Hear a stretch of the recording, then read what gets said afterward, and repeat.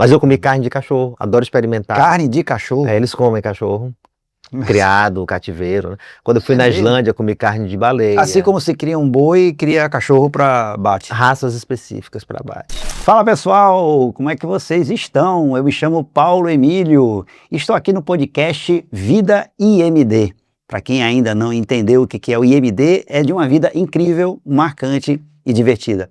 Em nosso podcast, a proposta é a gente conversar com pessoas que vivenciaram na sua vida momentos incríveis ou marcantes, ou divertidos, ou os três juntos. Histórias que ficam na memória e que fazem parte de uma vida IMD.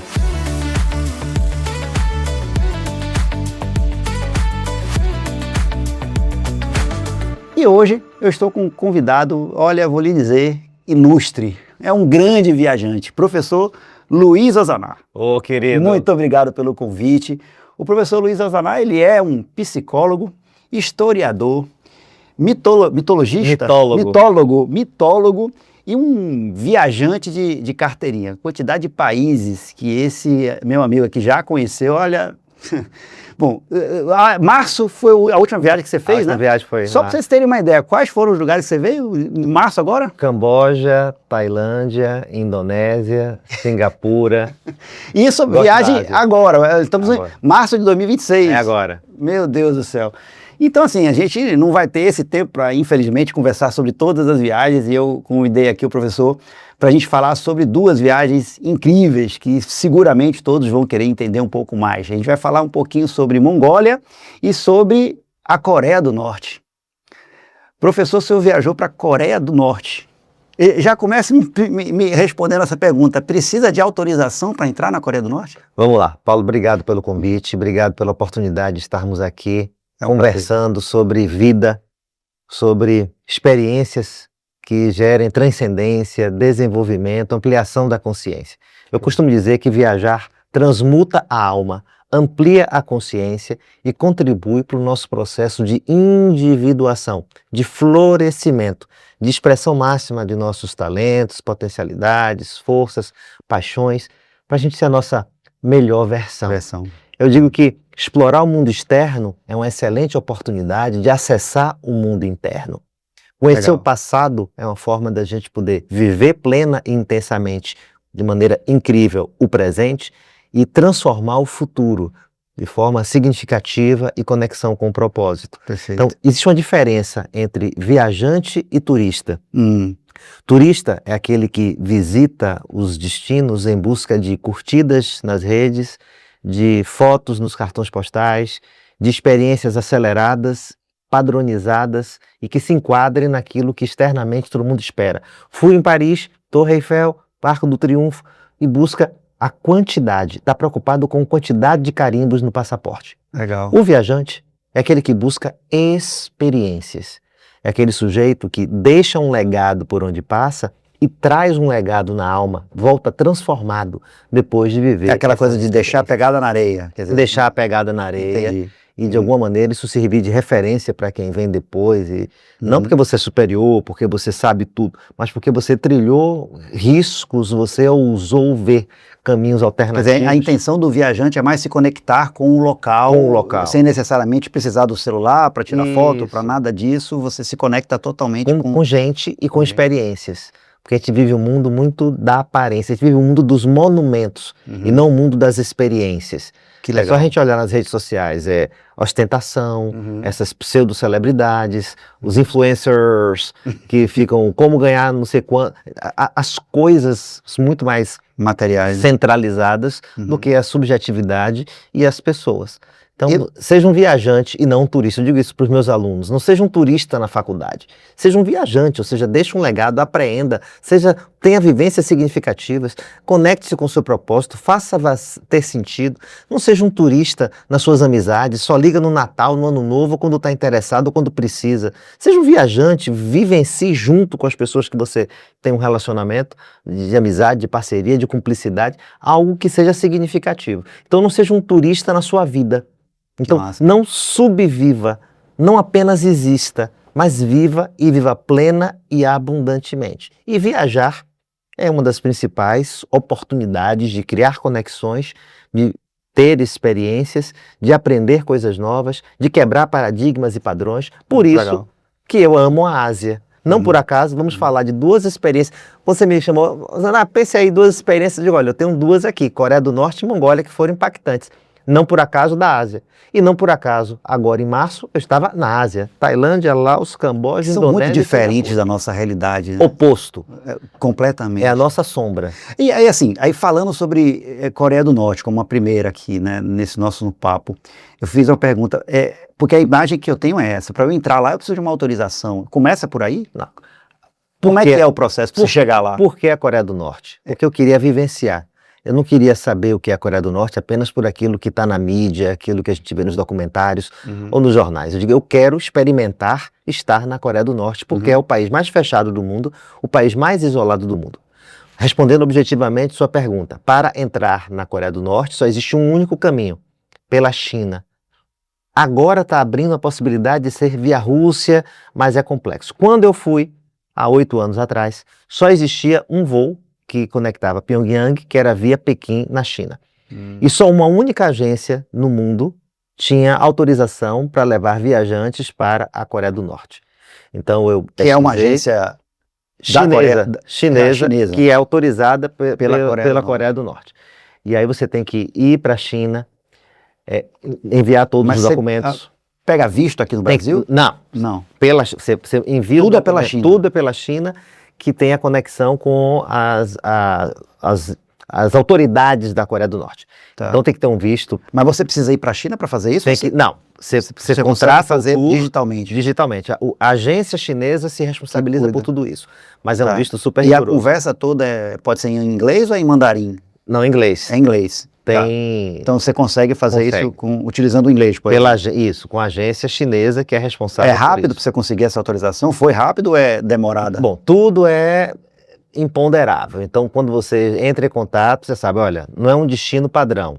Quem se interessa pela Coreia do Norte, viajantes. Quando eu fui, não turistas, quando eu fui para a Coreia do Norte, só tinham 24 estrangeiros na Coreia do Norte, né, por essa agência, no tour que estava organizado, 5 dias. Gente do mundo inteiro, todos viajantes experientes. Um que era funcionário da ONU, um outro já tinha visitado os 194 países, só faltava a Coreia do Norte. Pessoas mais maduras, não tem negócio de mochileiro, adolescente, jovem. É o que você falou, o turista é mais difícil entrar. Não, turista não se interessa pela Coreia do Norte. Tem que ser um viajante que está buscando uma experiência algum tipo de experiência diferente. E aí você entrou pela China, conseguiu autorização? Você vai pela China, conseguiu autorização, você vai para a China, tem que chegar 24 horas antes, no mínimo, porque tem um briefing de segurança. Aí você chega lá na reunião, o responsável pela agência chinesa diz, bom, vocês sabem onde vocês estão indo, vocês sabem quais são as regras. Então, é um país fechado, é um país comunista, é uma ditadura. E um chinês falando para você. Mas em inglês, né? Em inglês, sim, mas é um chinês. E aí ele disse agora, tem algumas regras. Primeiro, não pode levar nenhum livro ocidental, no seu celular não pode ter nenhum filme, nenhuma imagem de nenhum elemento ocidental. Vixe. Você não pode dobrar nenhuma mídia impressa, revista ou jornal que tem imagens dos líderes, porque isso é desrespeito. Você tem que sempre deixar a imagem, a fotografia solta. Você não pode sentar, não pode colocar um copo em cima. Quando você for fazer o tour, que vão ter guias oficiais coreanos controlando tudo, você só pode tirar foto dos monumentos quando eles autorizarem. Não pode conversar com cidadãos comuns da Coreia do Norte na rua. Você tem que seguir o ritmo que vai ser ditado por eles. Isso já é dito na entrevista. Você quer? É isso mesmo que você quer? É isso que você quer? Porque se você não seguir essas regras, podemos ter problemas. Você vai ter que seguir as ordens dos guias locais. Porque quando chegar na Coreia do Norte, a gente cessa a nossa participação e vão ter 3 guias coreanos. Todos norte-coreanos. Que vão estar acompanhando vocês. Topam? Todos os viajantes experientes sabiam onde estavam indo. Claro. Mas aí, curiosidade, o celular, por exemplo. Se eu chegar com o meu celular, isso que você falou... Não, eles confiscam. A imigração demora 1h30. São só 20... Eram 24. O aeroporto de Pyongyang, enorme, maior que o aeroporto de Salvador, só tinha um voo chegando, um avião caquético da Air Koryo, que é a agência a companhia aérea coreana. Só tem um voo por semana que conecta. Que faz essa conexão. Que faz essa conexão. Tem o aeroporto inteiro só para 24 Quanto tempo viajantes. De voo? Não sei lhe dizer, 2 horas e meia. 2 horas e meia, mais ou menos. 2 horas, não é nada mirabolante. Mas é um avião caquético que você falou. Caquético, mas foi seguro, né? Não teve nada, mas você vê que sujo, encardida, aquela parte plástica, o estofado velho, Enfim, É ruim, avião mas enfim, antigo. chegou. Chega lá. Aí quando chega, você fica 1h45 na imigração, 24 pessoas só. Então você chega, são educados. Os norte-coreanos não foram agressivos, não foram hostis, mas foram secos, objetivos e rígidos. Então, boa tarde, por gentileza. Então você já sabe o que esperar. Então você abre sua mala, eles tiram tudo, futuco, bota a mão no bolso da sua calça, que tá lá dobrada, e dobra. Celular, você entrega. Ah, você tem que entregar. Entrega o celular desbloqueado, ele vai na galeria. Eu já sabia, então não tinha nenhum vídeo, nenhuma foto, não pode levar livro, não pode levar nenhum livro religioso, Bíblia, não pode levar ao Corão, é proibido, religião é proibida na Coreia do Norte. Você já é orientado. Você recebe um manual do viajante para a Coreia do Norte. Não fiquei tenso. Como é que você se sentiu? Não fiquei tenso, porque eu já esperava isso, eu já sabia como funcionam as regras, mas eu queria justamente viver isso. Como é viver no estado mais totalitário do mundo? Porque a China é totalitária. Eu já fui na China 4 vezes. A China não tem Google, a China não tem YouTube, a China não tem WhatsApp. Você tem que ter um VPN para poder se comunicar. Mas tem internet, as que são desbloqueadas. A China é um estado militarizado. Você caminha na China, você tem policiais, é mais do que Salvador. Mas não porque tem violência urbana, é porque é controle da população. Ainda assim, a China é a democracia mais pujante comparado com a Coreia do Norte. Porque na Coreia do Norte você não tem internet. Não tem internet. Não tem, eu fiquei 5 dias off. Só tem um canal de televisão oficial. Um canal de televisão oficial. Não tem jornal, não tem mídia. E você vive completamente fora na bolha. Da bolha que o regime... Truman, né? É como se fosse a história de Truman, lá, aquela coisa daquela bolha fechada. Show de Truman, exatamente. Você fica... Mas aí de novo a curiosidade, a questão do celular, se ele identificar alguma coisa, ele vai apagar. Vai apagar, manda você apagar, e a depender do que seja, talvez até você seja barrado. Tá, e se ele não identificar nada, ele te devolve o celular. Então 1h45, abriu todas as minhas roupas, sacudiu tudo, botou a mão no bolso, devolveu. Deixa eu ver o celular. Futuca mesmo? Futuca. Abriu. Ok. Então 1h45. Depois que acabar isso, aí a gente vai pro hotel. Você estava programado para quantos dias lá? 5 dias. 5 dias. Aí cidades. Foi todo mundo pro mesmo hotel? Só mesmo seu hotel, grupo. Mesmo andar. Só a gente hospedado. Um hotel de 25 andares, só tinha um andar funcionando, que era o nosso. Meu Deus. As ruas desertas. Porque não tem turismo. Não tem turismo, não tem... Ruas desertas? Ruas desertas, porque não tem carro, não tem gasolina, tudo é muito escasso na Coreia do Norte. Não tem iluminação, então à noite os coreanos com lanterna. Você tá de brincadeira, não tem iluminação. Agora sabe o que mais me chamou a atenção? A falta de vida. Sim, não havia vida. As pessoas olham para o chão, não havia sorriso, não havia brilho no olhar. O que mais me chamou a atenção. Nos 5 dias que você ficou lá, você não viu isso? Não vi vida. Meu Deus. Porque é um regime super fechado. Então, o governo, ele escolhe onde você vai trabalhar. Você tem trabalho para todos os trabalhos, mas quem escolhe o trabalho e o seu salário é o Estado. Você tem educação para todos, mas quem escolhe o conteúdo programático e onde você vai estudar é o Estado. Tem moradia de graça escolhida pelo Estado, mas ele determina onde você vai morar. Quem faz parte da elite mora nas grandes cidades. Quem não faz parte da elite vai morar no campo e vai ser obrigado a trabalhar fazendo o que o Estado determina. Então, comida, você tem racionamento, cartões de alimento. O Estado dá a alimentação, mas dá o que o Estado quer e o que acha que você merece. Porque existem classes sociais na Coreia do Norte. E é dividido entre aqueles que são mais fiéis ao regime, os que são com desconfiança, mas ainda servem, e os que são hostis ao regime. É tipo um sistema de castas, alguma coisa assim? Política. Na Índia, o sistema de castas é imposto por nascimento, por herança, por questões culturais. No regime norte-coreano é por fidelidade ao regime. Então, quanto mais você é fiel ao regime, mais você faz parte das elites e é beneficiado. Então, como o Estado controla tudo, você não tem informação, não tem liberdade, não existe barzinho. À noite você não tem iluminação, não existe... Bora para um restaurante, não existe essa vida... pujante, social. O coreano trabalha, vai para casa, mora naquele lugar. Isso em Pyongyang, que é a capital e que tem uma estrutura infinitamente superior ao interior. Você passou 5 dias lá. E quais foram os lugares assim que você acabou indo? Lugares turísticos, restaurantes? Você falou que praticamente não tinha. Só tem lugares para os viajantes que são específicos, preparados para, e tem um show folclórico. Você percebe que é fake. É uma Disney para os viajantes. Para o viajante, no caso. Que estão lá, né? Eu visitei Pyongyang, visitei uma outra cidade que foi onde primeiro líder Kim Il-sung nasceu, e fui na fronteira com a Coreia do Sul, naquela zona desmilitarizada. Foi muito interessante, porque você vê os soldados norte-coreanos, soldados sul-coreanos, aquelas casas azuladas, onde foi assinado o armistício. Então fui na zona desmilitarizada. Foi muito interessante perceber a tensão entre os dois lados, soldados armados, cara feia. E eu sentei na mesa onde foi assinado o armistício. É muita história. Então, para quem gosta de história contemporânea, é um prato cheio. É um prato cheio, né? E para quem quer uma experiência que diga o que você não quer para sua vida. Eu voltei transformado da Coreia do Norte. Por quê? Porque eu sou um defensor ardoroso da democracia. Porque a ditadura tira vida. Então, Sim, na Coreia do Norte, claramente você não pode nada, você segue o que o Estado determina, não existe subjetividade, você não é sujeito, você é um objeto, serviço do Estado. No hotel que você ficou sozinho no hotel? Quarto individual. No quarto individual. O que mais de diferente? Você tinha uma coisa diferente nos quartos? Era um mausoléu, não, era um mausoléu, era um caixote fake, você percebe que era um hotel de 25 andares, só tinha um funcionando. O salão do café da manhã, grande, só tinha buffet, buffet, X mesas, você percebe que... Então era tudo muito vazio, tudo muito oco, assim como... Sem vida mesmo. Sem vida, então era tudo muito estrutural, mas sem subjetividade, sem alma.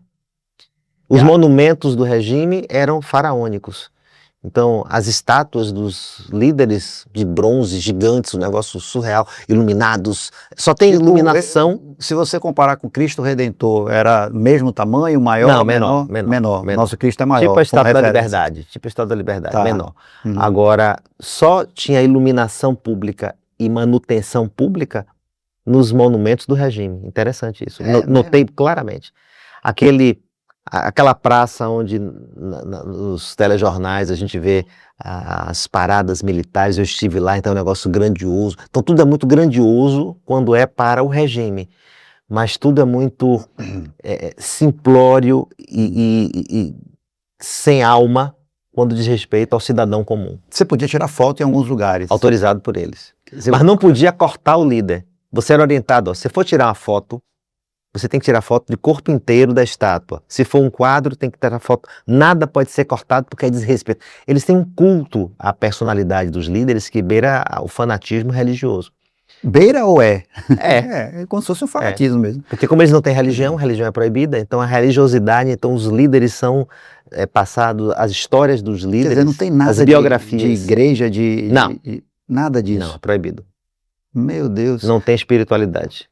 Tá, teve algum momento que você falou assim que foi tenso? Não, eles são muito educados, mas são formais. Mas teve uma experiência interessante.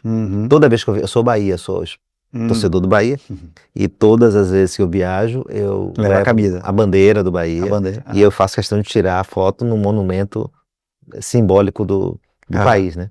E aí eu estava na Coreia do Norte, naquela praça Kim Il-sung, que é onde tem as paradas militares, e aí tirei a bandeira, o guia veio correndo, não, o que foi? O que não? Pensou que era a bandeira americana, porque as cores, né? Aí eu, não, é do meu time, não pode, nenhuma manifestação, desculpe, tive que dobrar, aí eles foram, eu digo, tomei um susto, mas aí guardei.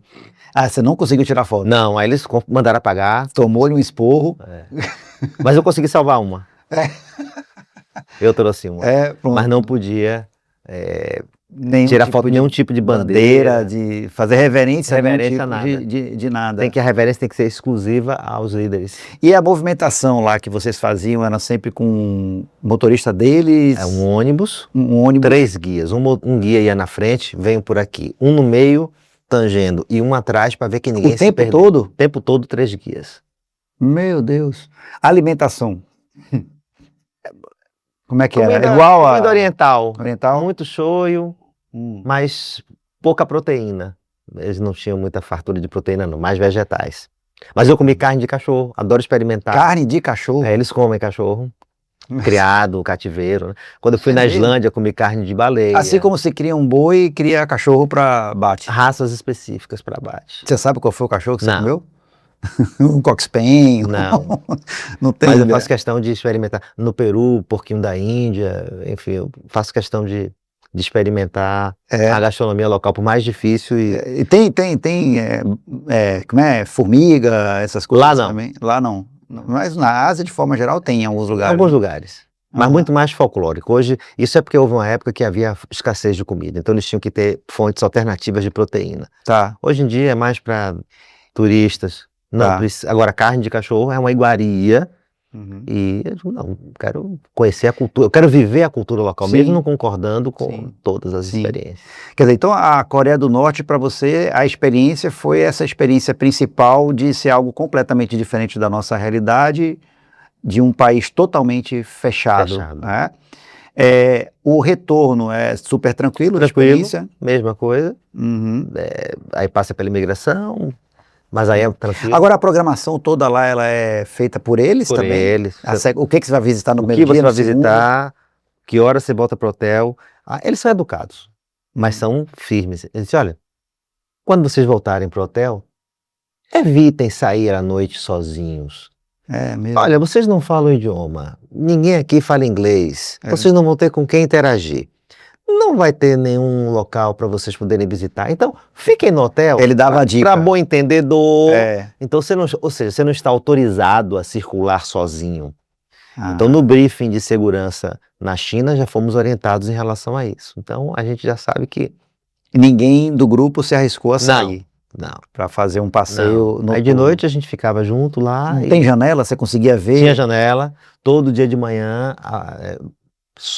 rádio, alto-falantes com rádio oficial, De com manhã? pronunciamentos dos líderes.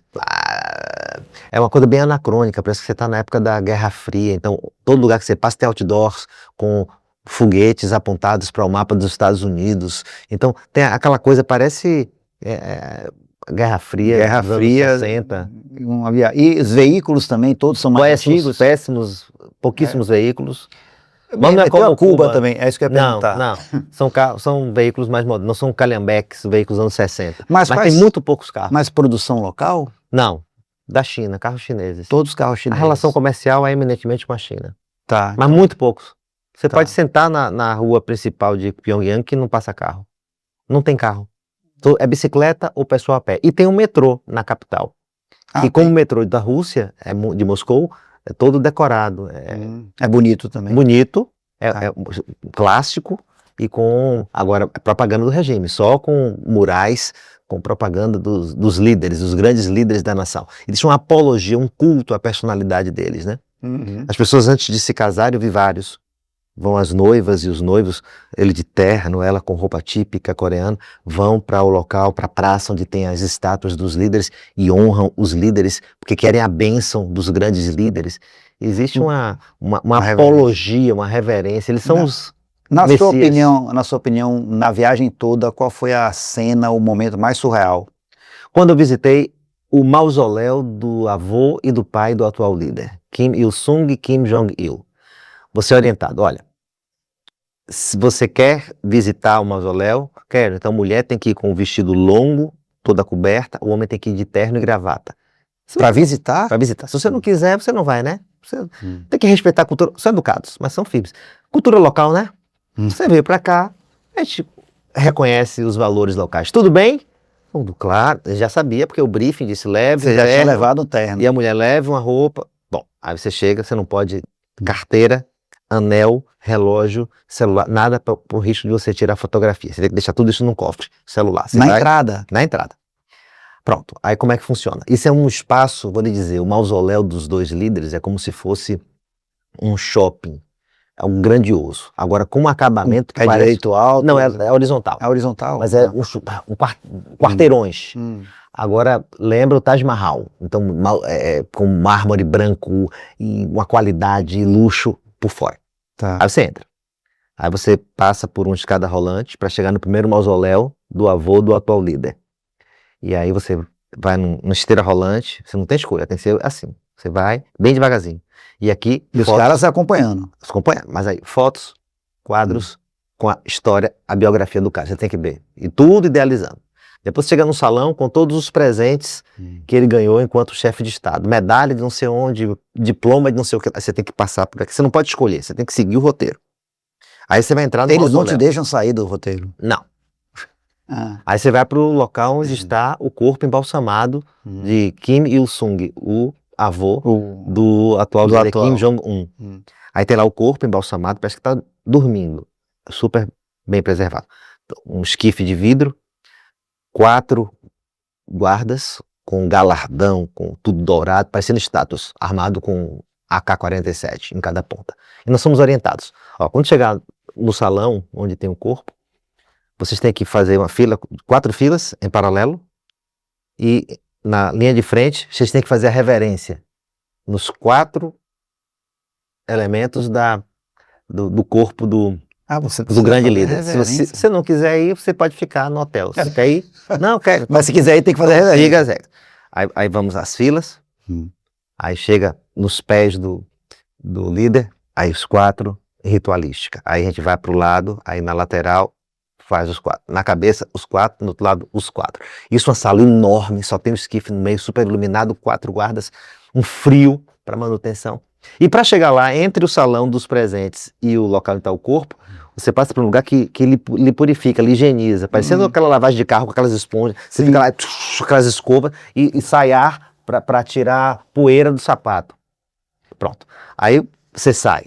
Aí faz o mesmo roteiro para ir para o local onde está o corpo do pai do atual líder, Kim Jong-il. E aí você segue o mesmo roteiro, o corpo parece que tá dormindo, parece que foi ontem. Então, uma rigidez, uma coisa... Quanto tempo uma manhã inteira. Uma manhã inteira para fazer essa visita toda. E é o momento mais nobre. E os norte-coreanos, periodicamente, vão em grupos para fazer essa peregrinação. Então, eu vi grupos de norte-coreanos com as melhores roupas, aí chegam, aí homenageiam, choram, se ajoelham. É um culto à personalidade. Porque eles não têm informação do que realmente acontece no mundo. O norte-coreano acredita que ele venceu a guerra. E que a culpa da guerra da Coreia foram os americanos que invadiram. Então, eu fui no museu da guerra e a guerra é totalmente distorcida. Então, eu voltei transformado. Aprendi que ditadura tira a vida. Então, sou um defensor, a vida, a alma. Então, sou um defensor da democracia, da transparência, do respeito, de viver as contradições na sua plenitude para poder evoluir e crescer, senão fica estagnado. Por isso que a Coreia do Norte é estagnada em termos econômicos e em termos de vida, de alma, de saúde mental. Então dá para ver que as pessoas são definhadas, não tem vida, não tem florescimento. É o mínimo para sobreviver. Eles sobrevivem, eles não têm uma vida plena e subjetiva. E sensacional. Tenho certeza que se você não tem acesso à informação, ao conhecimento, você empobrece a sua alma, porque é o país mais fechado do mundo, eles não têm ideia do que acontece lá fora, tudo é manipulado. Então a liberdade, a consciência, a transparência, o diálogo formam a chave para a gente poder ter uma vida com plenitude. E aí eu aplico isso na terapia. Quantos pacientes meus estão na Coreia do Norte emocional? Perfeito. Aprisionados em medos, crenças limitantes, mentalmente, angústias, afastados da conexão com o mundo, já que a Coreia do Norte só tem conexão com a Rússia e com a China, um lugar super restrito. E inimigo do seu irmão gêmeo, da Coreia do Sul. Então, quantos pacientes meus estão brigados com sua Coreia do Sul emocional, tratar exatamente e rompidos com o mundo e que ficam restritos a um viés de que ganhamos a guerra, ou seja, a distorção em relação à vida. Então, conhecimento é vida, liberdade é vida, e a capacidade de se criar conexões saudáveis, éticas e responsáveis é vida. Aprendi isso na Coreia do Norte. E aí essa experiência da Coreia do Norte tão surreal me fez lembrar de uma outra experiência que provavelmente foi surreal para você, que foi Mongólia, né? Mongólia. E aí, Mongólia, a gente só lembra de Gengis Khan, quer dizer, a imagem que vem para mim é Gengis Khan. Agora, é surreal mesmo? Mongólia é um país diferente? A minha experiência na Mongólia foi muito psicológica, foi muito interessante.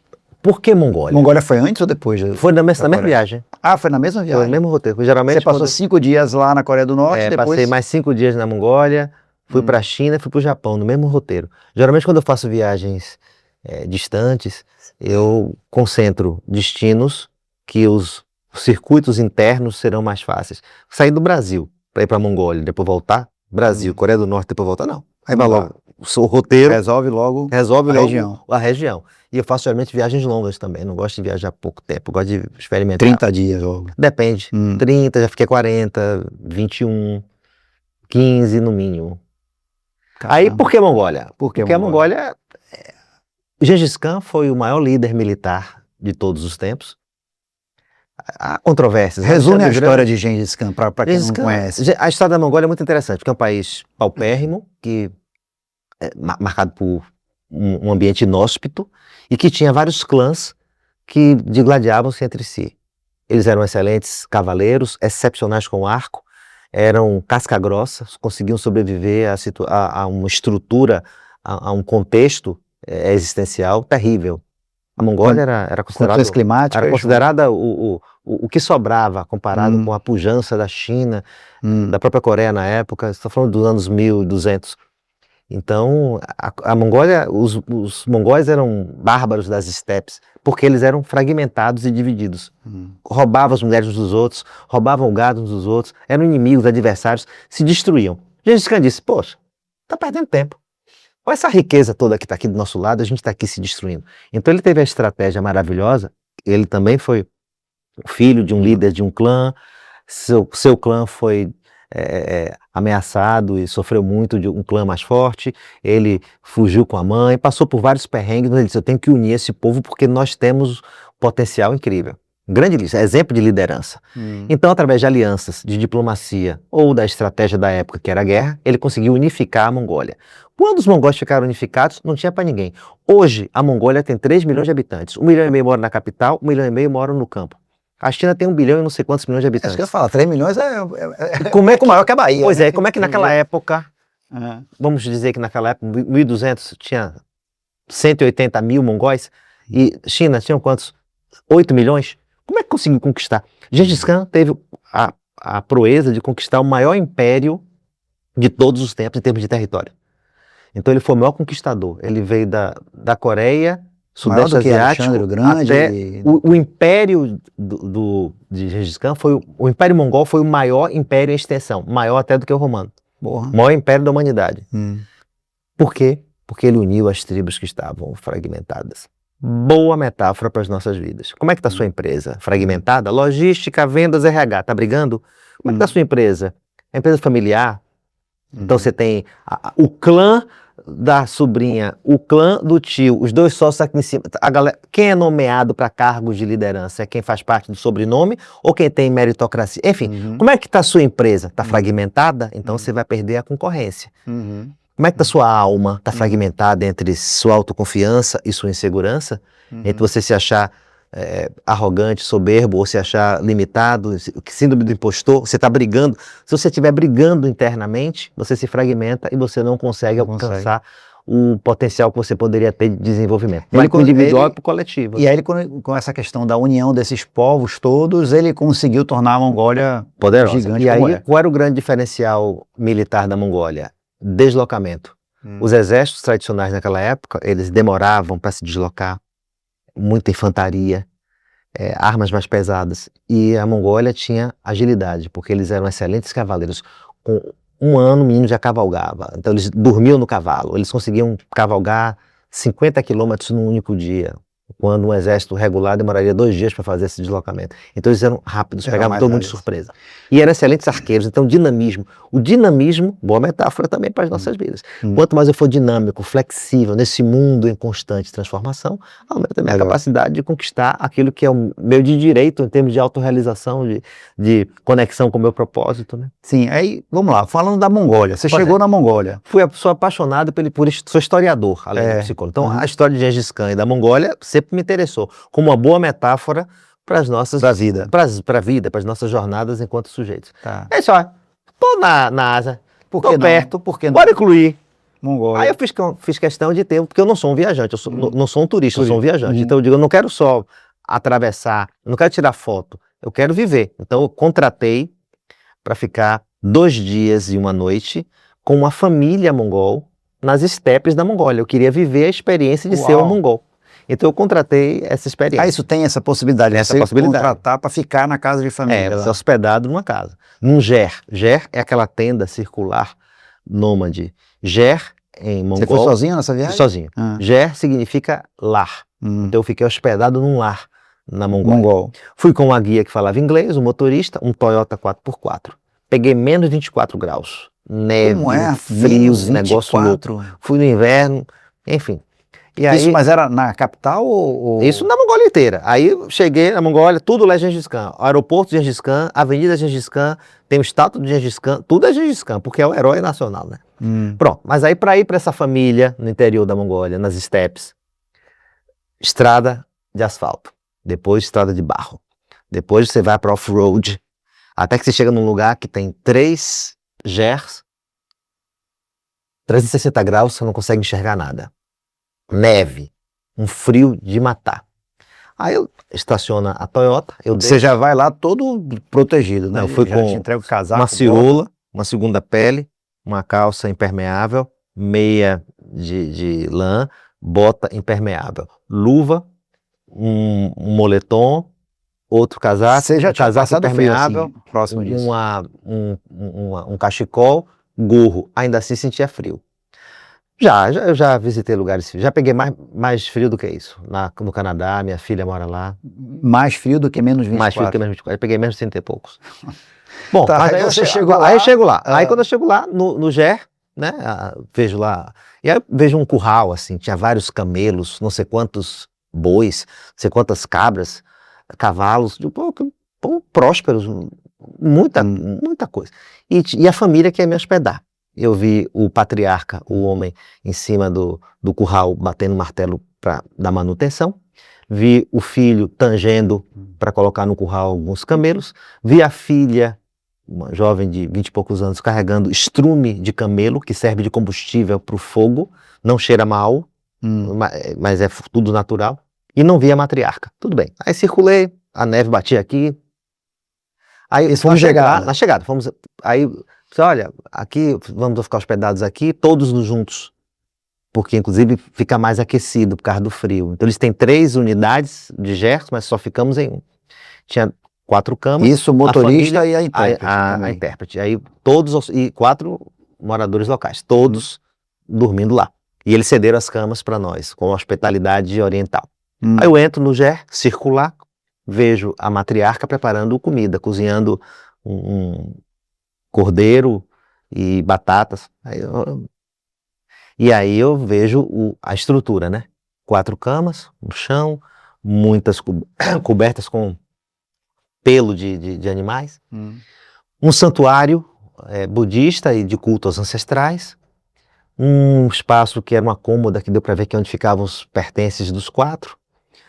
Uma piazinha com um garrafão de água, que ele percebeu que dava para lavar o rosto, e um fogão que ficava no meio, com estrume de camelo, que servia para aquecedor e para preparar a comida. E uma bancada com bucas, onde você via que era comida, panelinhas e tal.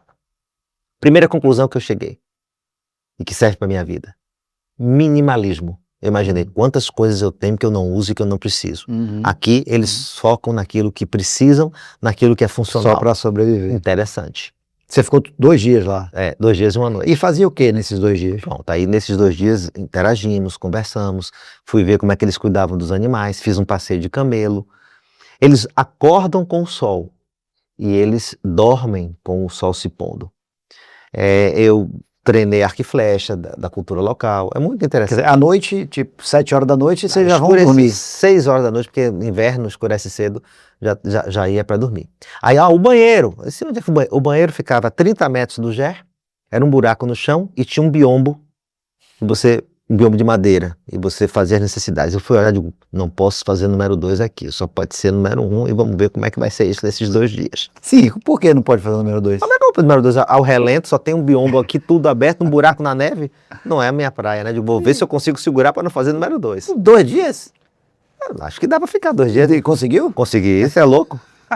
Mas não consegui ficar sem fazer número 1. Aí pronto, aí fomos. Meu Deus. Foi muito interessante. Aí, na hora de dormir, só tirei o gorro, a luva e a bota, porque a roupa, e com 3 cobertas. Não tem aquecedor? Não, tem o fogão que fica no meio, a estrume de camelo, aquece, mas não é a mesma coisa. Sim. Quando deu 2h30 da manhã, à vontade de fazer xixi. Porra, e agora? O banheiro fica 30 metros lá fora, tudo escuro. Você tem que sair mesmo na área externa. Eu digo, porra. Aí eu tentei segurar, mas não deu. Aí quando eu me levanto, eu vi que o patriarca, ele estava cuidando do fogo. Outra coisa muito importante, todo mundo sabe o que tem que fazer. Voltei com uma Isso. lição importante. Você tem um ambiente complexo na sua vida, não tem ninguém se encostando. O filho está cuidando dos animais, o pai está cuidando da estrutura, a mulher está cuidando da comida, a filha está cuidando do Cada um combustível. fazendo exatamente. E eles têm um rodízio na madrugada para não deixar o fogo apagar. E aí era o pai que estava com aquela lanterninha de mineiro, 2 da manhã. 2 da manhã, e mexendo. Aí eu levantei, toalete. Aí me deu a luminária, botei o gorro, botei a luva, botei a bota, saio, nevando, a perna entra até aqui na manga. Digo, rapaz, não vi um palmo.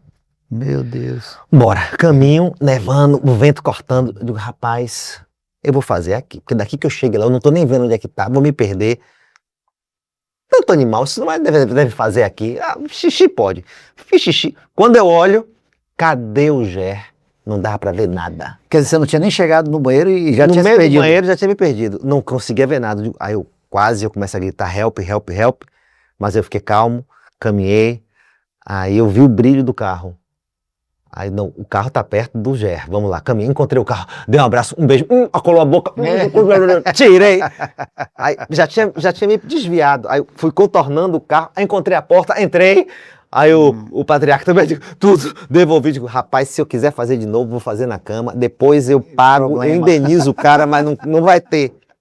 Não precisei fazer. No dia seguinte, café da manhã, eu me senti como se fosse Gengis Khan, porque era o prato para comer era a carne cozida com batatas, pegava com a mão, comia, cortava com a faca a batata. Me senti tudo na mão, tudo estilo oriental, sim, comida com a mão e muito simples e são muito hospitaleiros. Existe uma cultura de hospitalidade na Ásia que é muito interessante. E aí a gente conversando.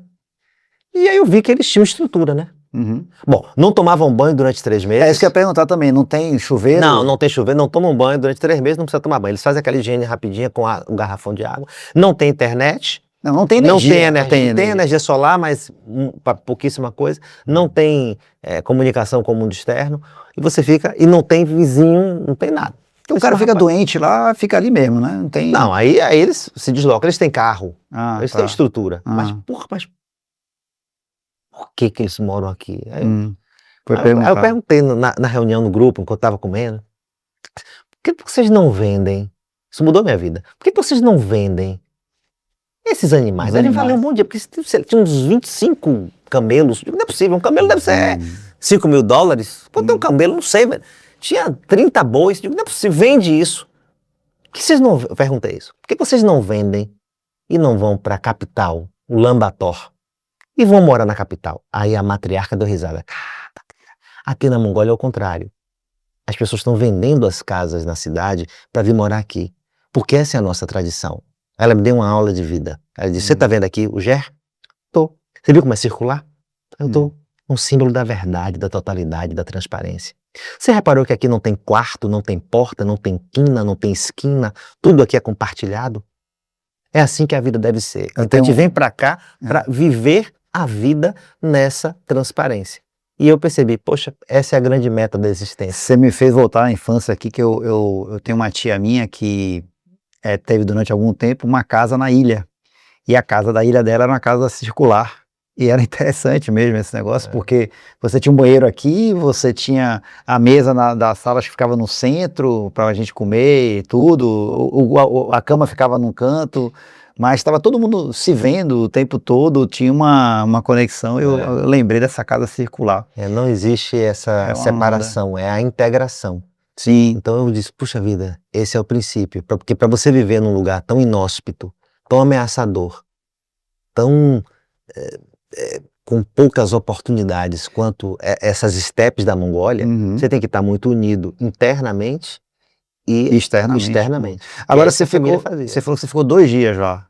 E aí os outros 3 você ficou na cidade, na capital.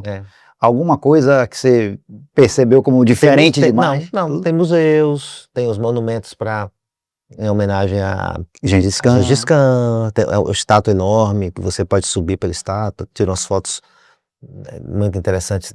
Tem um museu com todos os cães que vieram antes e depois de Gengis Khan, muito interessante, muita história. Algum acontecimento ou surreal ou engraçado que você lembre?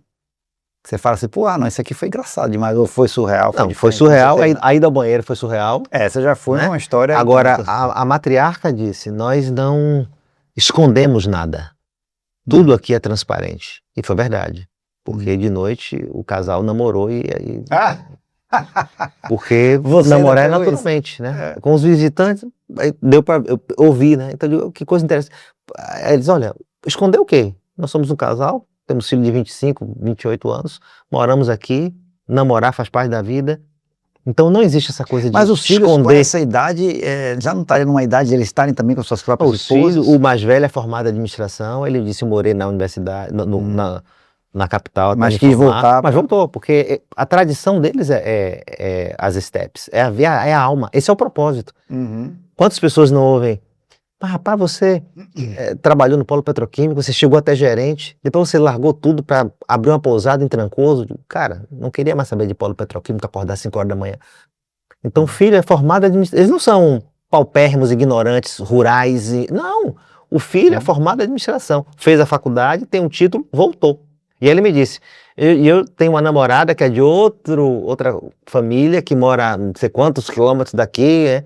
E estamos namorando e vamos casar. E quando a gente casar, os pais vão dar o ger, gado e camelos, nós vamos começar a nossa vida e assim vai. No inverno eles ficam numa região, no verão eles migram para outra, e vocês têm os pastos. Mas eles vivem de quê? Vivem da venda dos produtos rurais. Então, dos produtos rurais. Quantos camelos? Leite de camelo, tem. Aí você fez, só para fechar essa história então, você fez Coreia do Norte, depois você foi na Mongólia e depois você foi para a China. Não, China primeiro. China primeiro. E China também é muito fora do comum, né? Bem diferente. China é um estado totalitário também, mas não igual à Coreia do Norte, mas você é controlado. Eu estive na China e na praça da Praça Celestial, onde houve a grande repressão nos anos 80, se eu não me engano, policiais, viaturas, é super fiscalizado. E um manifestante solitário começou a sair correndo gritando palavras. E você viu? Eu vi, filmei sem querer, tá filmando para mim, saiu no fundo. E aí ele gritando palavras de ordem, aí 10 soldados pularam em cima do cara, prenderam, levaram ele no camburão.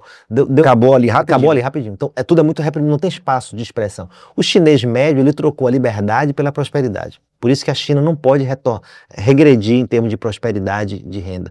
Porque o chinês médio abriu mão da liberdade democrática em nome de uma prosperidade. Mas você na China chegou a ver a felicidade? Muito como você não viu na Coreia do Norte, né? Muito mais vida. Muito mais vida. Agora, muito consumo, muito... Mais próximo da democracia? Não, democracia nenhuma. Nenhuma. Mais próxima de um ambiente consumista, onde eles querem compensar a angústia pelo consumo. Mas não vi uma felicidade genuína. O chinês é muito mal educado comparado com outros orientais. Fala alto, não pede licença, empurra. E eu viajo muito e é muito comum que guias de locais receptivos dizem, quando é chinês, o povo mais educado é o japonês. É o japonês. Eu peguei uma viagem na Europa, uma vez eu tive uma situação dessa de estar numa fila e chegarem um grupo de uns 4 chineses e eles foram entrando e foram empurrando as pessoas e todo mundo que estava na fila, provavelmente muitos espanhóis, ficaram pé da vida, né, deram esporro neles e tal. Claro que não dá para generalizar, tem de tudo em tudo, mas algo cultural, porque a China é expansiva, então não por acaso, né, saiu de uma pobreza extrema para a segunda economia mundial. Então, o chinês é muito focado, a cultura local é muito focada no acúmulo, no prosperar, eu preciso encontrar meu espaço. Muita gente para encontrar meu espaço, então eles não têm muita paciência, né? Se eu tiver, eu estou querendo saber de você agora o seguinte, para a gente fechar aqui a nossa história, eu queria que você puxasse na sua memória, qual foi, de todas as suas viagens, o momento, a história mais impactante que você teve, que você nunca mais esqueceu? Você fala, não, isso aqui foi... Foi na Índia. Foi Índia? Índia. Eu já fui na Índia 4 vezes. Eu me lembro que eu fui numa vila no interior. Eu tinha feito o roteiro, tinha um guia, e aí fechou o roteiro do dia, fui fazer o check-in no hotel. Ainda era verão, então tinha muito sol, muito dia... Enfim. O hotel ficava no alto de um morro, uma ladeira, o chão batido, esgoto passando, fezes de animais, bicho passando, passava uma vaca, um jegue. A Índia é aquilo, né? Um oceano de miséria e pobreza, com ilhas de monumentos que são os mais bonitos do mundo. Se você perguntar qual é o lugar que você acha que tem as experiências mais bonitas de a Índia é fascinante, apesar de todas essas contradições. E aí, enfim, aí eu queria conhecer a vila, tinha tempo livre, fui sozinho e tinha uns monumentos, uns templos não tão nobres, mais menores, mas que eu queria conhecer. Aí eu vou descendo, aí encontro 2 meninos de 8 anos, típicos indianos, cabelo preto, pele morena, dente brilhante que parecia um holofote, calça de tergal com boca de sino, porque a Índia é muito anacrônica, tudo na Índia é muito antigo, né? Então, camisa quadriculada parecendo de São João, e usavam riders, aquelas riders antigas emborrachadas com a faixa. Quando eu olho para os pés dos meninos, as unhas enormes de lodo, o calcanhar rachado, ressecado, uma broca na rider, aqui lascado, a faixa saltando, meu Deus. Eles pisavam nos cocôs, subia a tolete por dentro de dedo, chutava o esgoto, não estava nem aí, digo, meu Deus. Mas eram super interessantes, hello, começaram a interagir comigo. E se ofereceram para ser meus guias nos templos. Eu digo, bora, sabia que ia ser uma coisa, enrolação, mas bora, vem, começamos a interagir. Aí quando a gente tá a caminho dos templos, passa por uma barraca que tava vendendo riders. Aí eu pergunto, quanto custa ele? $1. A Índia é muito barata, uma água de coco é 20 centavos de dólar, tudo é muito barato. $1? Pega uma para cada. O cara ele pegou uma sandália, os meninos não entenderam o que foi, não, ele tá dando para vocês. Obrigado. Digo, não se preocupe, é barato, não precisa, eles são muito submissos. Digo, não precisa me agradecer, é um presente. Aí eles pegaram as sandálias novas e calçaram. E eu queria ver as sandálias velhas sendo descartadas. Meu olhar ocidental, urbano, classe média, eu queria ver o descarte das sandálias velhas e inúteis. Só que eles continuaram com elas na mão. Gente, deve ter tonéis para sandálias velhas, sustentabilidade, porque, enfim, fomos até os templos, eles com as sandálias na mão. Pô, voltamos. Sandálias imundas. Imundas, pô, lascadas, inúteis. Aí passa pelo cara que vendeu, hello. Encontro o local onde a gente se bateu, no meio da ladeira, antes do hotel, eles, minha casa, todo mundo fala inglês na Índia, porque a Índia foi colônia britânica até os final dos anos 40, então dá para se comunicar. Aí eu não resisti. Por que vocês estão com essas sandálias na mão? Por que não jogaram fora? Pra quê? Trabalho carregando eles? Não. Essas sandálias pertenciam aos nossos irmãos mais velhos. Naquela época, a gente andava descalço. Agora, a gente ganhou sandálias novas. Muito obrigado. Mas a gente tem os nossos irmãos mais novos que estão descalços. A gente vai passar para eles. Porque aqui a gente não pensa só na gente. A gente pensa sempre no bem-estar da família. Nunca esqueci. Com toda aquela pobreza. Essa foi a experiência mais impactante das minhas viagens. Dos quase 100 países. Sensacional. Porque o menino não pensava somente no seu conforto, mas sim no coletivo. E você vê que é o tipo de história que só quem vive é o viajante. Só quem viu viajante. O turista talvez não tivesse turista, sai daqui, menino, vivenciado uma história como essa, né? Pedinte. Então, sensacional. Pois, Osaná, obrigado pelas suas histórias incríveis. Eu acho que a gente fez um passeio aí pela Ásia. Ásia, tudo na Ásia. Histórias sensacionais. Eu acho que é isso que é uma vida IMD, uma vida incrível, com histórias incríveis, marcantes, como você mesmo falou. E imagino que muito divertidas em alguns casos também, você vivenciou também. Então, obrigado por ter aceitado esse convite e por bater esse papo conosco no podcast. Uma honra. Valeu. E eu quero dizer para todo mundo, não seja um turista, seja um viajante. Show de bola. Obrigado. Peraí que eu tenho um negócio aqui para você. Opa! É só uma lembrancinha mesmo para você lembrar desse bate-papo. Opa! Maravilha! O vinhozinho a gente dá, Osaná, especificamente esse, porque tudo tem que ter uma história. Sim. Tá? E aqui a gente tem uma história com o Casileiro del Diablo. Foi a primeira visita que eu fiz no Chile, fui com minha esposa. E nessa visita especificamente, quando a gente foi fazer o tour pela vinícola, eu e minha esposa, a gente não bebe. E entregaram um copo para mim e para ela, e a gente ia passar por vários lugares onde tinha provas dos diversos tipos de vinho da Conte Toro. E aí a gente foi passando por vários lugares, é um local aberto, e toda vez que a gente chegava num lugar que eles botavam um vinho, eram várias outras pessoas com a gente, umas 15 pessoas com a gente. Só que a gente não bebe. E aí, quando o cara estava explicando alguma coisa, eu e minha esposa jogavam o vinho no chão. Então, para quem bebe vinho, isso deve ser um traje, um pecado. Só que a gente passou por vários lugares que aí, como a gente não estava bebendo, a gente, para demonstrar que a gente estava gostando, a gente mostrava a taça vazia. E o único lugar que a gente não conseguiu jogar foi exatamente no Caseiro del Diablo, num espaço específico, eu não sei se você conhece lá, mas é um lugar onde eles guardam esses vinhos específicos e eles contam uma história do diabo, não sei o que e tal. E nesse lugar não tem onde você jogar o vinho fora. E aí eu e minha esposa tivemos que beber o vinho, o único lugar que a gente bebeu foi nesse espaço. Né? E aí eu gostei do vinho. E eu tô dando porque tem história para contar. Maravilha. Se não tiver história, não tem vida. Não tem. Valeu, parceiro. Obrigado. Obrigado.